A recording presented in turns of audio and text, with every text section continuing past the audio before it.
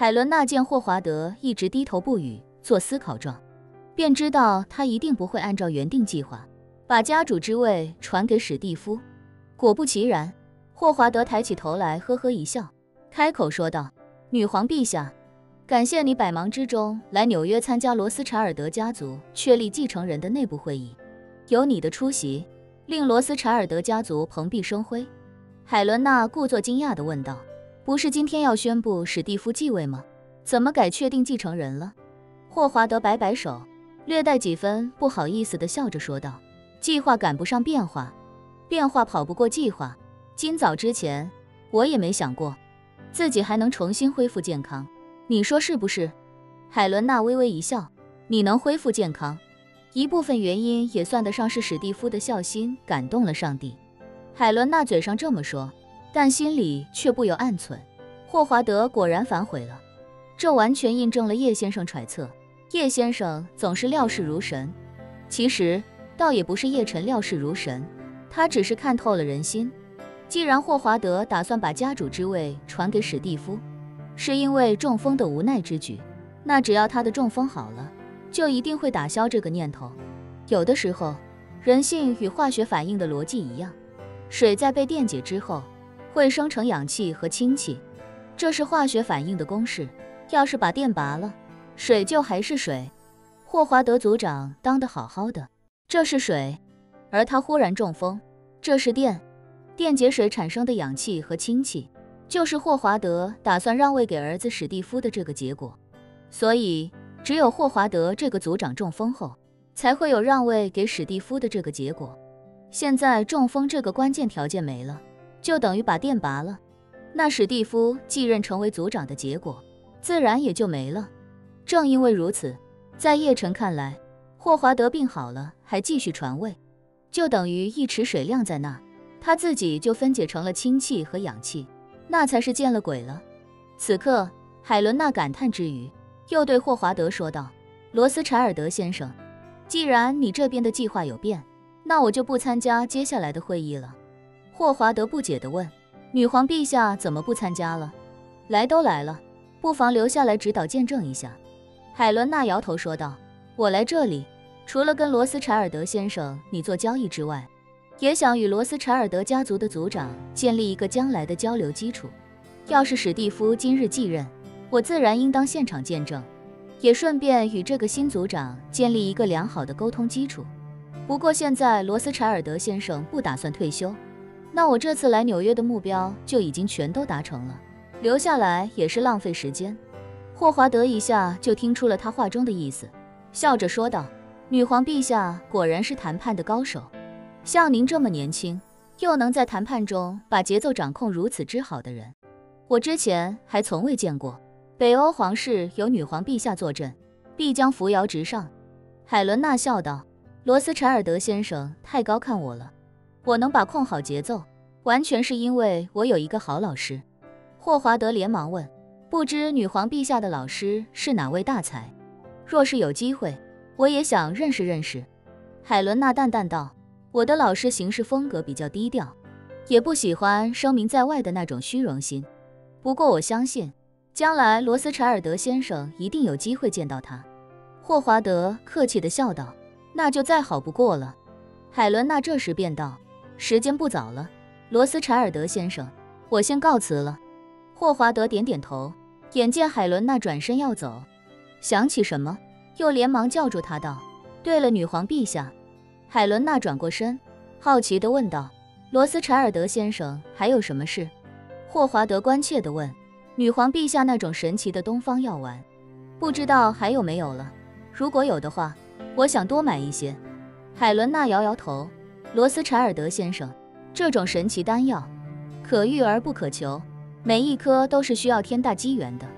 你想想，一个人一辈子能有几次死里逃生、因祸得福的机会？”霍华德笑着说道：“人嘛，都是贪心的。虽然我有了一次这样的机缘，可我也确实很希望能有第二次，甚至第三次。如果女皇陛下有这个机缘，还请不要吝啬，我一定会给女皇陛下一个满意的价格。”满意的价格？海伦娜嘀咕一句，故意咂了咂嘴。略带几分嫌弃地说道：“恕我直言，以罗斯柴尔德先生你的身价而言，你可真的不算个好买家。我相信，就算我还有这种丹药，将来也不会再跟你交易了。”霍华德下意识地问道：“女皇陛下何出此言啊？”海伦娜努了努嘴，又耸了耸肩，淡淡道：“可能是因为我不喜欢讨价还价吧。如果有下次，我会找一个更爽快的买家，节省时间的同时，心情也能好一些。你也是做生意的，也肯定当过卖方。当你作为卖方的时候，对面的买方总是斤斤计较，犹犹豫豫，甚至怀疑你的诚信以及你所售商品的真实性，那你肯定也不会高兴的。”霍华德知道海伦娜这是在嘲讽自己刚才讨价还价的行为。这一刻，他虽然心里有些不爽，但也意识到一个很大的问题：如果海伦娜说的不是气话，那自己岂不是错失了下一次续命的机会？想到这里，他忽然对刚才自己讨价还价的行为感到十分的后悔。于是他毫不犹豫地说道：“女皇陛下不要生气，我毕竟是个生意人，习惯了讨价还价，就算是1毛钱的东西，我也会想办法压一压价格。如果女皇陛下觉得不舒服，那我干脆不还价了。那100亿美元我给你补上，立刻就补上，这样你看可以吗？”海伦娜摆摆手：“不必了，不必了。如你所说，采购 AI 模型的硬件也是需要成本的，我宁可自己吃亏，也不能让你们吃亏。毕竟罗斯柴尔德先生，你这么大年纪了，又中过一次风，若是吃了亏，影响了心情，将来再发病，那我岂不成了罪人？”不不不，霍华德已经顾不得被嘲讽的事情，急匆匆地来到海伦娜跟前，非常激动地说道：“为女皇陛下采购硬件，这是我们应该做的，女皇陛下千万不要客气。”说着，他又一脸后悔地说道：“女皇陛下，我年龄大了，思维模式上有很多几十年留下的老毛病，讨价还价就是其中之一。不过女皇陛下请放心，以后我们罗斯柴尔德家族跟女皇陛下做生意，绝对不再讨价还价。”体验到了散血救心丹的强大药效，霍华德敏锐地察觉到这东西一定是个保命神器。自己现如今虽然已经痊愈，但毕竟年纪大了，以后其他的问题肯定少不了。而且医生也说过，中风这种事情特别容易复发，差不多20%的中风患者会在5年内2次中风，万一再来一次，恐怕自己这身体根本就承受不了。所以如果能多买1颗散血救心丹，或者预定1颗，那就能高枕无忧了。他现在也不确定海伦娜究竟有没有第2颗，但他知道自己肯定不能让海伦娜带着意见和不满离开纽约，那样的话，以后再想买，恐怕就真的没机会了。海伦娜见霍华德满脸焦急，上面几乎写满了一句话：不能让他跑了。他觉得好笑之余，也忍不住问：罗斯柴尔德先生，这样会不会让你太为难？要不还是算了吧，你这么大年纪了，万一因为钱的事情搞得心情不愉快，那我怎么过意得去呢？生意是其次，健康才是第一位的。霍华德知道海伦娜是在揶揄调侃自己，也只能硬着头皮陪笑道：不会不会，这本来就是该给女皇陛下的钱，若是这个钱没给女皇陛下，我才会心情不愉快，甚至寝食难安，所以还请女皇陛下千万不要拒绝。海伦娜故作为难地思忖片刻，才无奈说道：既然罗斯柴尔德先生都这么说了，那好吧，我就却之不恭了。霍华德一听这话，心里比赚钱还要激动，连忙再次立刻联系自己的财务负责人，脱口便道：快，赶紧给刚才的账户再补100亿美金。说完，他看了海伦娜一眼，见海伦娜表情淡定无比，把心一横，连忙又道：不不不，汇150，哦不，汇200亿。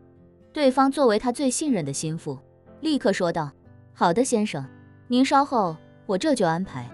海伦娜眉毛微微挑了挑，但是没说话。等霍华德把电话挂了，他才故作惊讶地问道：罗斯柴尔德先生，您刚才说汇200亿，这是不是不太合适？霍华德也把海伦娜看透了，这女人也是演技高超。你要真觉得不合适，你早说啊，挂了电话你才说，假的也太明显了吧。不过现在的他也是看明白了，20多岁的海伦娜绝对不是个好惹的主。既然有求于他，自己就绝对不能有任何讨价还价的想法，否则到最后吃亏的还是自己。一大把年纪了，输钱又输人的感觉自是不好。于是他便连忙说道：女皇陛下，这100亿是补齐您的货款，另100亿是我的一点心意。刚才我确实有些做得不恰当的地方，还请女皇陛下千万不要介意。